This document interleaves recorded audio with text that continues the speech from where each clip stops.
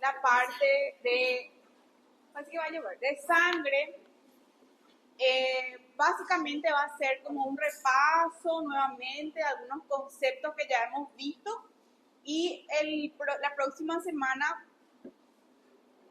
ustedes rinden, me dijeron, ¿sí? Sí, ya 13. 13, martes 13. Sim. Ai, a gente ali vai fazer a prova de... sí, 13 ya. Súper, perfecto, me parece súper bien. Corresponde. Y al lunes ya termina y después ya viene el feriado. Daí tem ela do pato. Daí tem ela do pato. Respirar. Me ahogo. Bueno, pero da, ¿verdad? Da, estoy a tiempo. Así, tenés por ejemplo, una parcial por semana. Sim, tá melhor. A gente tá distribuindo ¿Mm? nas férias. Y ese es un tema. Nosotros no teníamos... Bueno, ahora sí. Bueno, como ayer había mencionado, al término de esta clase vamos a tener trabajo de fijación otra vez respecto a esta clase. Bien, vamos a empezar entonces generalidades del sistema hematopoyético. Después vamos a ir viendo nuevamente cada uno de los grupos sanguíneos y hasta acá va a ser la parcial. Hasta esta unidad. O sea, hoy empezamos una unidad. Todo lo que abarca hasta hemato va a ser la parcial. Este entra y los siguientes. Todo este mes. Sí. Bueno, recordar qué es la hematopoiesis, que sirve para formar los elementos formes, también como vimos, células inmunitarias, están formadas por la eritropoiesis, leucopoiesis y trombopoiesis. ¿Para qué? ¿Para qué se produce este proceso? Básicamente para poder mantener estable la homeostasis en cuanto a la celularidad, ya que sabemos que algunas células tienen la vida media corta, ¿verdad? No tienen un buen alcance. No, el alcance nomás estaba muy lejos. Ahí está. Bien. Bueno, alcance. Bien, sabemos que está formado por la médula ósea, donde podemos encontrar todo lo que vendría a ser el tejido hematopoyético, el estroma, y la sangre a su vez se divide por el plasma y los elementos formes, o sea, la parte celular. Los tejidos linfoides, tenemos el tejido linfoide difuso, asociado a mucosas, ganglios y vasos linfáticos, el vaso y el timo. ¿Para qué? Vamos a estar viendo, ¿verdad?, en cuanto a los eritrocitos, tanto la parte de fisiología normal como también ya los trastornos relacionados a la afectación de este grupo celular. Entonces, vemos que sirven para el transporte en el plasma, son transportados, valga la redundancia, nutrientes, hormonas, citoquinas, sustancias de desecho y CO2.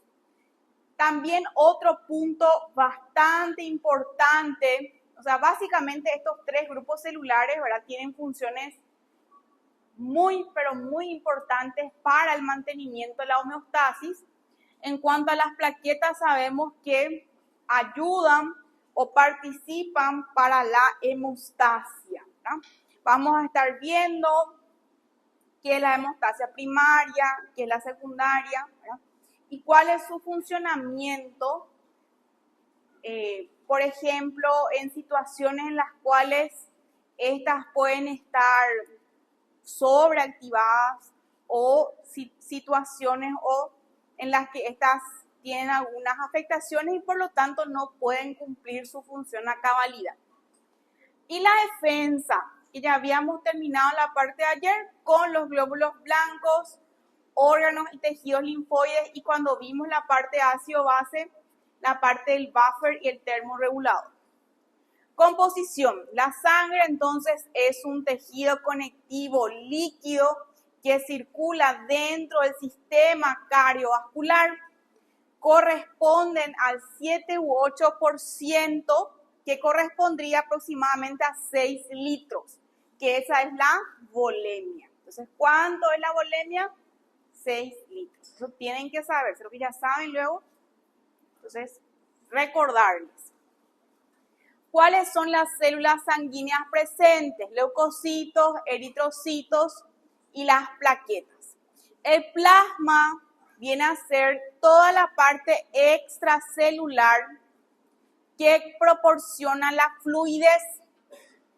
Está formada principalmente por agua, luego proteínas y los solutos. Entonces, ¿para qué sirve la sangre? Nutrición, eliminar productos de desecho, equilibrio ácido-base, función de defensa, hemostasia, transporte de gases y termorregulado. Bien, el plasma viene a ser una sustancia acuosa en donde también podemos encontrar componentes orgánicos e inorgánicos, ¿sí? Es el principal elemento que conforma la sangre en un 50-55%, y la conformación del plasma puede ser variado. ¿Por qué? Porque está asociado a la dieta. Las demandas metabólicas, hormonas y vitaminas, ¿sí? Y cuando hablamos en términos bioquímicos, que ustedes seguro hicieron todo esto en el laboratorio, el suero viene a ser el plasma sin el fibrinógeno y los factores de coagulación.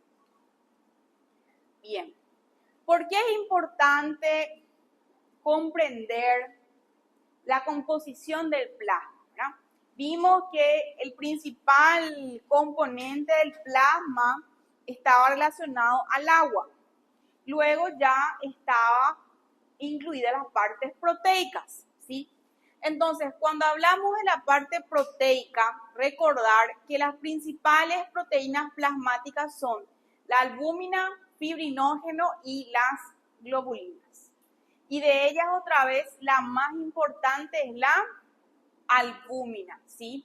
Y la albúmina es la que determina la presión oncótica, o sea, determina la presión coloidosmótica.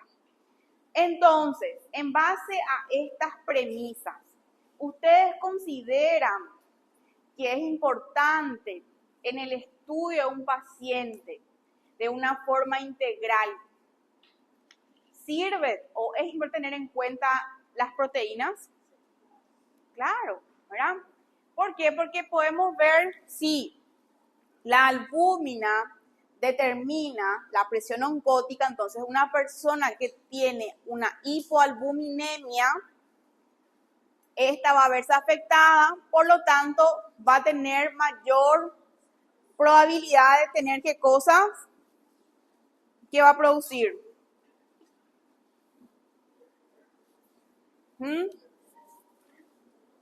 ¿Se va a hinchar o se va a deshidratar? ¿Ya? Una persona que tiene un nivel de albúmina baja, la parte proteica baja, hinchar. Claro, acuérdense, la presión oncótica va a verse afectada. Entonces, en ese caso, ¿verdad? Va a depender, obviamente, las circunstancias en las que se encuentra el paciente o cuál es el factor desencadenante que genera la hipoalbuminemia, ¿verdad? Entonces, ahí evaluar.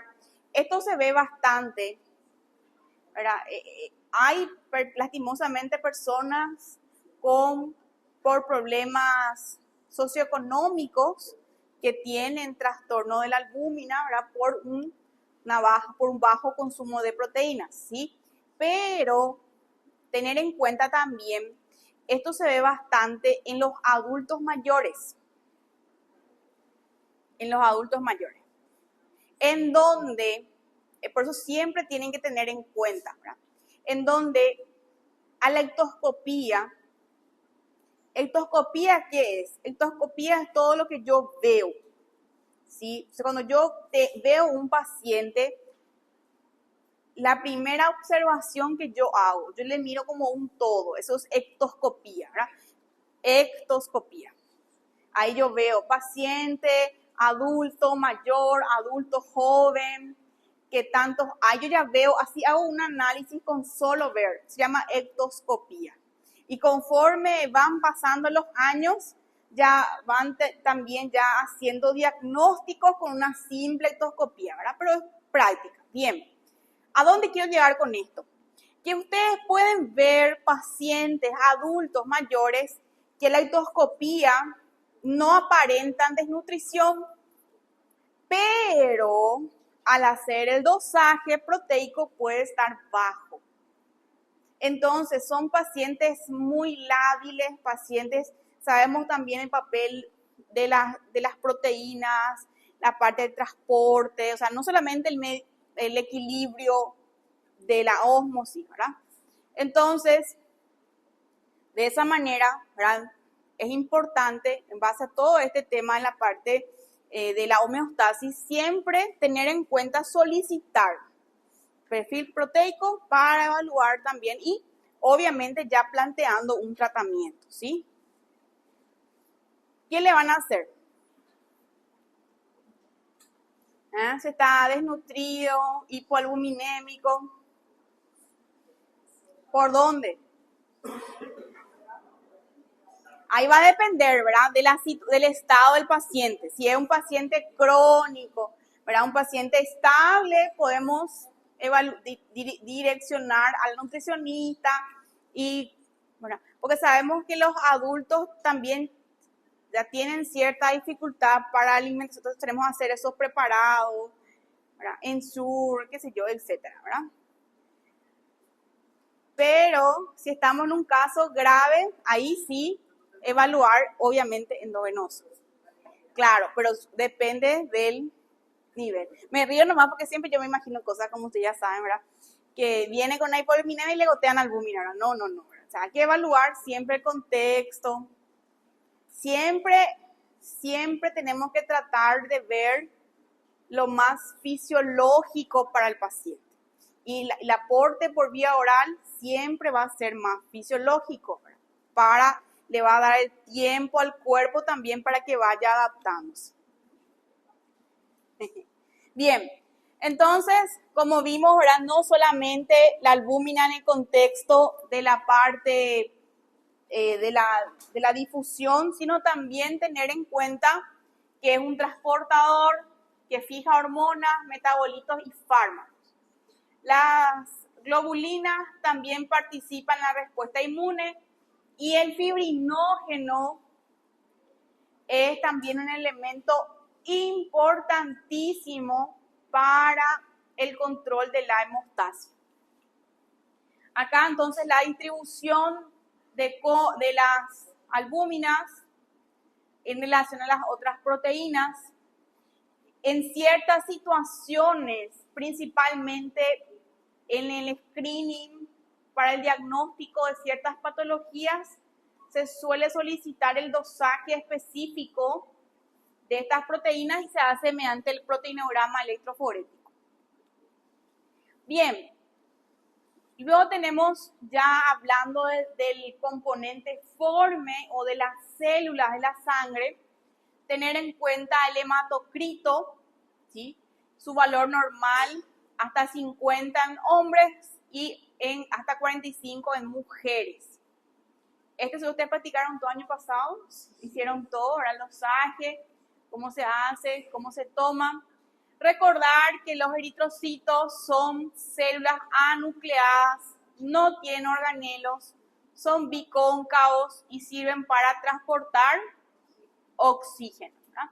Sabemos que para su buen funcionamiento tienen que tener cierto tamaño, tienen que tener cierto diámetro, ¿verdad? Cuando el volumen es mayor, también puede desencadenar ciertas patologías que van a afectar en su función, que es el transporte de oxígeno principalmente. Entonces tenemos una vida media de 120 días y usa a la glucosa como fuente de energía.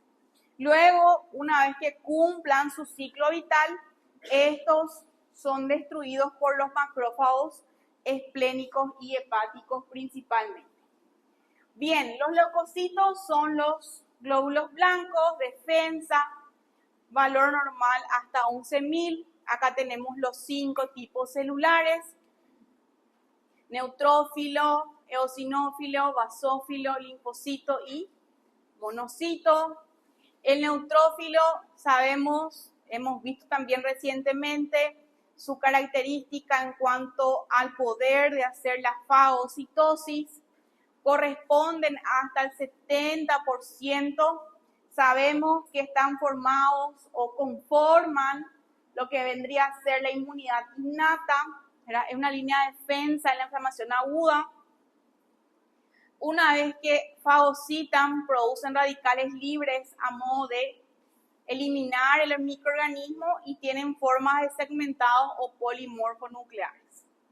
Los linfocitos, sin embargo, ya carecen de gránulos, son redondeados, pequeños, en números corresponden al 25 a 35%, y como vimos, ahora linfocitos B, T y los natural killer. Los monocitos son los más tiernitos, ¿eh? Tienen un aspecto de riñón, también no tienen gránulos y son los precursores de los macrófagos, 3 al 7%. Luego tenemos los eosinófilos, que también participan en el proceso inflamatorio, específicamente parasitario y alérgicos. Y por lo tanto también son capaces de liberar grandes cantidades de mediadores leucotrienos, prostaglandinas y tromboxanos. Luego tenemos los basófilos, son los menos en cuanto a porcentaje y están relacionados principalmente a los cuadros de alergia. Y las plaquetas, ¿verdad? Sabemos que las plaquetas son derivados de una célula mayor, los megacariocitos, son más bien fragmentos citoplásmicos que están rodeados de membrana, tienen una vida media de 10 días, participan principalmente en la hemostasia y también para la reparación de los tejidos. Bien, entonces este vendría a ser un hemograma que nos permite, ¿verdad?, bien utilizado, nos puede orientar de manera práctica hacia el diagnóstico, que es lo que vamos a estar viendo enseguida. Tener en cuenta también que no incluye a los reticulocitos, o sea, tenemos que pedir aparte y evaluar también los valores de referencia. Bien, otro método auxiliar también muy utilizado para evaluar patologías sanguíneas es el frotis, que nos permite identificar la morfología de las células sanguíneas. Entonces, si tienen hipocromía, su forma, cómo se unen, se aglutinan, forma de reloj, y si tienen también afectaciones en su morfología, que vamos a estar viendo más adelante.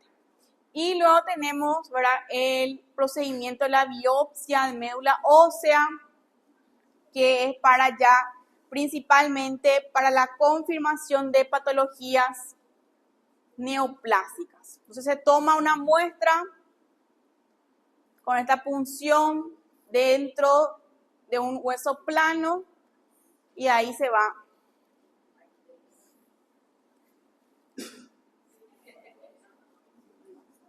Y así es. A ver, ahí se ve, miren un poco.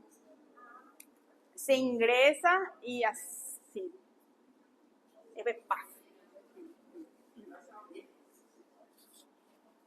Acá, así, sí. Bueno, y ahí se toma la muestra para el diagnóstico, ¿verdad? Los que quieren ser hematólogos, este es. Bien. Bueno, depende de la luz.